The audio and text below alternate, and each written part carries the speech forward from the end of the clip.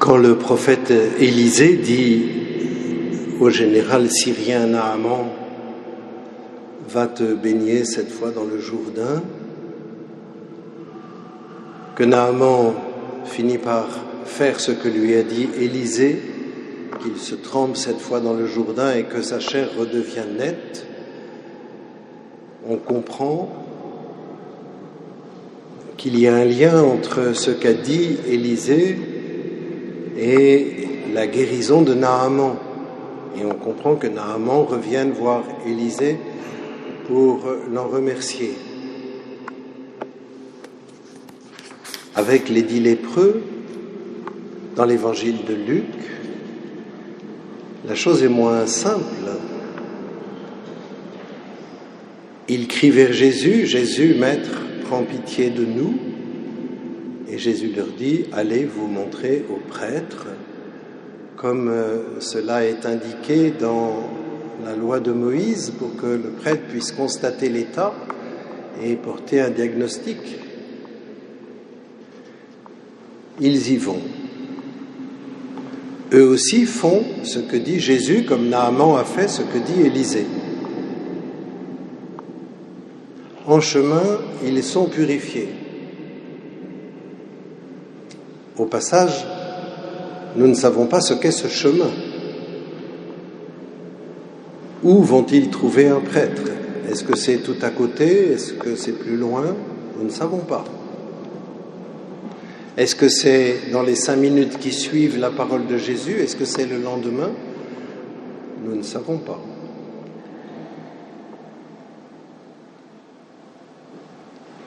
Et sur les 10,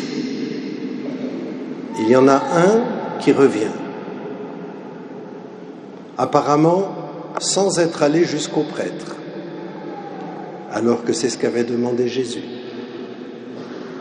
On ne nous dit pas qu'après avoir vu le prêtre, l'un revient. Non, c'est en chemin. Lui comprend que ce qu'ils vivent dans cette guérison a sa source en Jésus.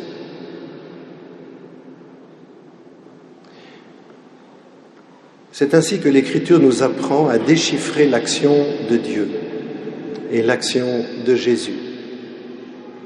L'Écriture nous apprend à faire ce lien, à nous dire, tu vois, là, dans ce qui s'est passé, c'est bien Jésus qui est à l'origine. Et c'est en fréquentant l'Écriture sainte, et en particulier en fréquentant l'Évangile, que nous pouvons apprendre, comme Sainte Thérèse, à repérer l'action de Jésus, l'action du bon Dieu, comme l'appelle Thérèse, dans nos vies. Car le Seigneur agit, et le Seigneur agit beaucoup plus que nous n'y faisons attention, que nous n'y prêtons attention. Et il y a cet étonnement de Jésus. Il ne s'est trouvé parmi eux que cet étranger pour revenir sur ses pas et rendre gloire à Dieu.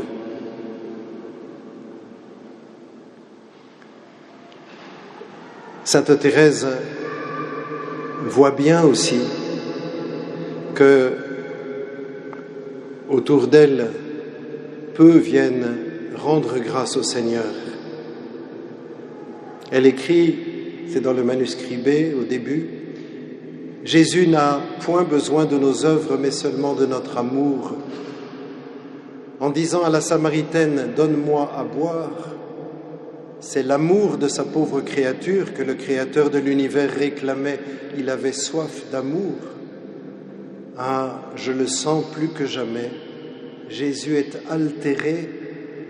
Il ne rencontre que des ingrats et des indifférents parmi les disciples du monde. Et parmi ses disciples à lui, il trouve hélas peu de cœurs qui se livrent à lui sans réserve, qui comprennent toute la tendresse de son amour infini. Et Thérèse s'écrira dans une lettre au Père Roulant, « Oh, que ma reconnaissance est grande lorsque je considère les délicatesses de Jésus. » Oui, frères et sœurs, comment déchiffrons-nous dans nos vies les délicatesses de Jésus? Comment déchiffrons-nous dans nos vies toute la bonté du Seigneur? Et comment lui rendons-nous grâce? Comment revenons-nous vers lui pour lui rendre grâce? Comment dans la prière nous commençons par rendre grâce pour ce que le Seigneur fait pour nous? Et est-ce que nous savons nommer ce que le Seigneur a fait pour nous, concrètement? Et comment est-ce que nous nous y entraidons? Comment est-ce que, je ne sais pas si on peut le faire en famille, mais dans nos groupes paroissiaux, nos groupes chrétiens, comment est-ce que nous cherchons à nous raconter les uns aux autres, tout en restant très pudiques, mais ce que le Seigneur a fait pour nous? Je me souviens en paroisse, dans les rencontres du catéchuménat le dimanche matin, nous commencions par un tour de table, les catéchumènes comme les accompagnateurs et moi-même, par ce temps d'échange. Qu'est-ce que le Seigneur a fait pour nous depuis notre dernière rencontre? Et j'ai bien perçu comment nous nous enrichissions les uns les autres. Et plusieurs fois, je me suis dit, tiens, telle personne voit dans cet événement de sa vie l'action de Dieu. Est-ce que moi, j'aurais pensé à voir l'action de Dieu dans un événement semblable? Nous pouvons nous entre-éduquer à voir l'action de Dieu dans nos vies. Et comment est-ce que cette action de grâce, cette gratitude envers le Seigneur, comment est-ce que nous venons l'exprimer dans la célébration de l'Eucharistie, qui est l'action de grâce par excellence, l'action de grâce que Jésus prononce à son Père, l'action de grâce dans laquelle il nous est fait la grâce d'entrer nous-mêmes. Nous venons comme insérer nos merci dans l'immense merci de Jésus. Comment venons-nous le dimanche à la messe, porteurs d'actions de grâce concrètes de notre vie, pour les insérer dans la grande action de grâce du Christ? Oui, comme le dit Paul, son évangile, c'est-à-dire sa proclamation, elle est centrée sur Jésus. Souviens-toi de Jésus-Christ, ressuscité d'entre les morts. Souviens-toi de Jésus-Christ qui a livré sa vie pour toi. Souviens-toi de Jésus-Christ qui est venu jusqu'à toi, te saisissant dans sa propre vie par le baptême. Souviens-toi de Jésus-Christ qui t'a donné la plénitude de l'Esprit Saint, en particulier par le sacrement de la confirmation. Souviens-toi de Jésus-Christ qui veut venir faire en toi sa demeure dans le mystère de l'Eucharistie pour te faire vivre de sa vie. Souviens-toi de Jésus qui nous a promis d'être avec nous tous les jours jusqu'à la fin des temps. Souviens-toi de Jésus qui t'est fidèle quand bien même tu manquerais de foi. C'est ce que nous dit l'apôtre. Bien sûr, nous pouvons nous fermer à Jésus.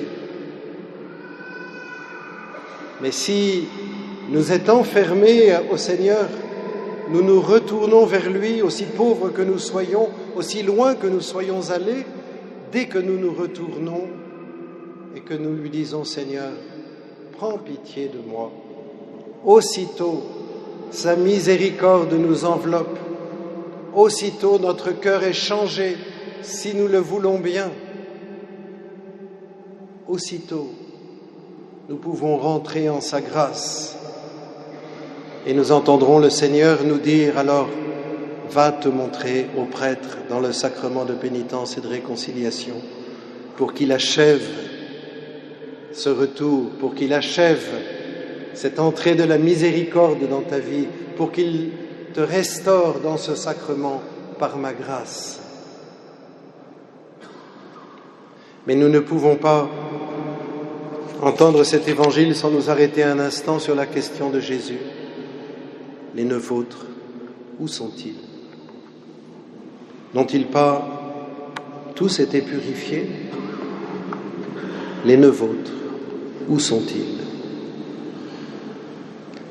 La question de la mission, frères et sœurs, elle nous est posée par Jésus. La question de l'annonce de la bonne nouvelle du salut, c'est le Seigneur qui nous la pose. Les neuf autres, où sont-ils? Nous pouvons laisser notre imagination courir et peut-être imaginer que le Samaritain qui est venu se prosterner aux pieds de Jésus, rendant grâce, glorifiant Dieu à pleine voix, que ce Samaritain est allé trouver les neuf autres pour leur dire « Mais vous savez ce que j'ai découvert? C'est que ce qui nous est arrivé, la source, c'est Jésus. » Et peut-être que plus tard, les neuf autres, en ordre dispersé, sont venus trouver Jésus pour lui rendre grâce, eux aussi, parce que quelqu'un leur aura montré, leur aura permis de faire le lien entre ce qui leur est arrivé et Jésus. La mission de proclamer l'Évangile, c'est le souci que le Seigneur met en nos cœurs de faire connaître sa bonté, de faire connaître la puissance de sa miséricorde, de faire connaître son amour qui ne cesse de poursuivre tout homme.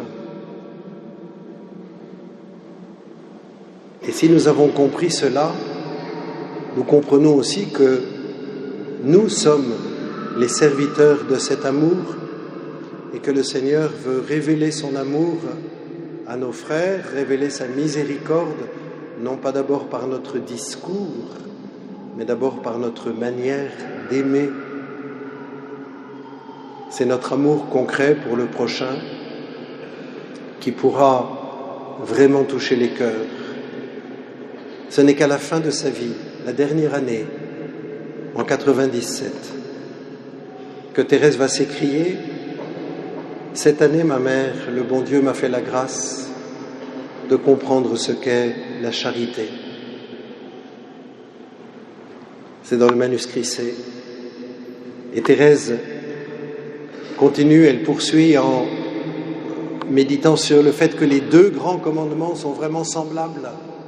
Aimer Dieu et aimer son prochain. Et ensuite, elle les relie par le commandement nouveau, aimez-vous les uns les autres comme je vous ai aimé. Et elle s'arrête en disant, mais comment est-ce qu'il a aimé? Et elle regarde Jésus, le Verbe de Dieu, qui s'est fait homme et qui se retrouve avec ses apôtres, qui ne comprennent pas grand-chose à ce qu'il fait. Et elle regarde Jésus aimer ses apôtres et elle se dit, mais il faut que je fasse pareil. Et c'est cet amour-là qui est évangélisateur. C'est cet amour-là qui peut toucher les neuf autres. C'est cet amour-là que le Seigneur nous demande de répandre. Et pour que cet amour grandisse en nous, il nous faut faire grandir notre gratitude envers Dieu. Plus nous aurons le cœur joyeux de ce que Dieu fait pour nous, plus notre cœur s'ouvrira à la charité et plus nous pourrons manifester au monde l'amour miséricordieux de Dieu. Amen.